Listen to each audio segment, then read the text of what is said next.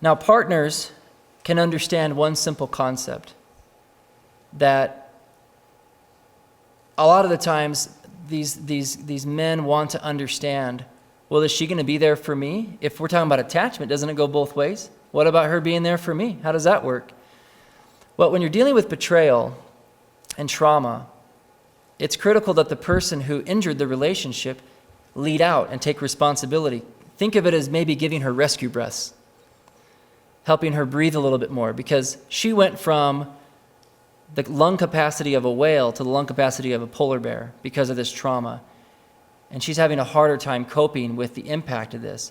So as he starts to lead out and provide this comfort and these rescue breaths, all of a sudden her capacity increases. And what I find is that a lot of partners believe that they have to make a decision about the relationship early on. It's sort of this all or nothing thinking. Either I'm not going to be with him or we have to be like this. Well, the truth of it is that even being like this and facing each other in the relationship is still more of a connection than being like this with each other. So even if you have to face the relationship from this far away, that can still create a little bit of a connection that will help both people in their individual recovery processes. And if you look for that, and the ways that that's going on, it can help soothe both people. Now, this may not look like the goal, and that's not certainly what we're looking for, but this may be all the couple can do for a long time. And I often tell the people I work with, if she's choosing to stay in the relationship with you, then she is turning towards you. She is facing the relationship. And when they see that, it does help soothe them. Because again, men are turning to pornography because it's a counterfeit attachment. If you think about it as a counterfeit attachment, it is doing the regulating that they don't know how to do in a real relationship. And so they're reaching out for something that will help them feel like everything's going to be okay.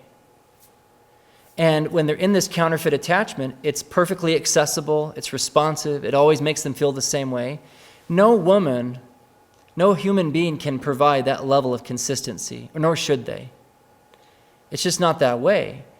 And so somebody who's struggling with an addiction is struggling with how to reach out in a healthy way to someone for that secure attachment. And so leaving the pornography, leaving the sexual acting out, is really about learning how to reach out to real people. This is why 12-step and counseling and reaching out to others is so powerful in the recovery process. And while healing in recovery is the healing of relationships. And so as he leaves that counterfeit attachment and learns how to activate a real attachment, his recovery takes off as he's there for his wife. And it has a powerful regulatory effect on his body, his emotions. As he's reaching out to God, to other men, and connecting, he starts to learn what real attachment feels like. Where after you're done connecting, that feeling and that connection stays with you and holds you and cradles you. Where pornography and sexual acting out just drops you.